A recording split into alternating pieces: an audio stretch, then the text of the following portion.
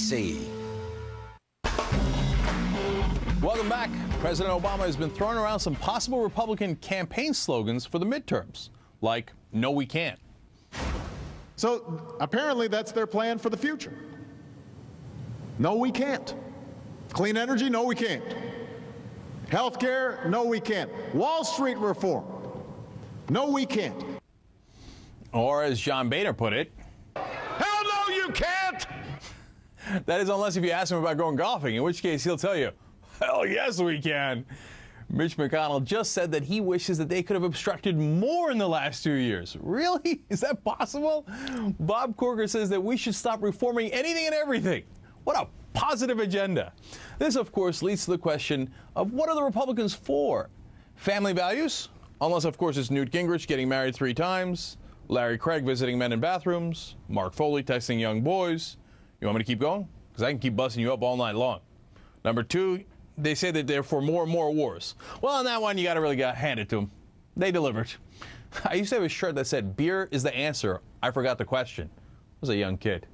Well, that's the current state of the Republican Party. War is the answer. I forgot the question. So what's their answer for an improved economy? You want to know? Here it comes. More tax cuts, always. But wait a minute, we tried that. Bush passed record-breaking tax cuts, and what happened? A complete economic collapse. We lost 8 million jobs, and the Republican answer now is, do it again? Are you kidding me?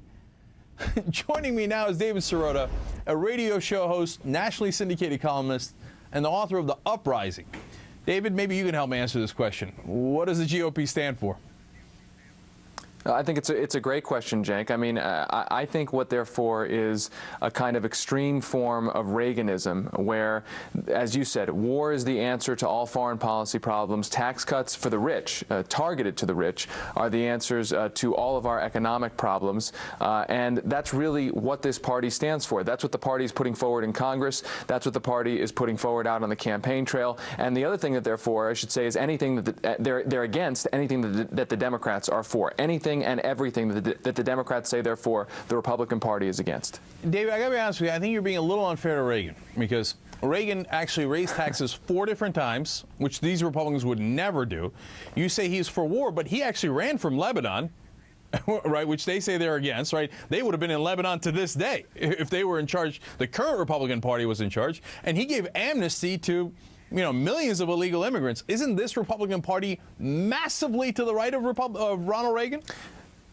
That's what I mean, a really extreme form of Reaganism. I think if you go back and look at what Ronald Reagan ran on in 1980, Ronald Reagan ran on a much more extreme conservative platform than how he governed as president, as you note. And so I think what the Republican Party has done is that they're basically banking on rerunning effectively a 21st century version of the 1980 campaign. Extreme on taxes, extreme saber-rattling on war and peace issues, and frankly, extreme rhetoric when it comes to race and ethnicity.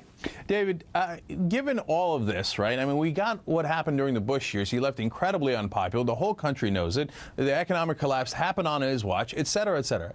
It looks like the Democrats in the midterms are going to lose to these guys. So how are they losing to these guys? Well, I think part of it is that the Obama administration and the Democratic Party has not been as forceful early enough as it could have been. Look, I think, and I think when you take a look at their legislative policies, I think you see some weak, watered down policies. The health care bill wasn't nearly as strong as it could have been, and frankly, the president didn't fight as hard as he could have. The Wall Street reform bill was not as strong as it could have been. You've got Goldman Sachs going out into the public saying that it's going to continue to make as much profits as it's been making. That says to the public that the Democrats have not really tried as hard as they could to take on the Republican Party and really fight for the American people. And so I think there's a weakness problem. There's a wimp factor for the Democrats right now. And the question is whether extremism will defeat that, or whether the Democrats in the last stretch run here can overcome their own wimp factor. Right, making their case might help. All right, David Sirota, thanks for joining us. We appreciate it.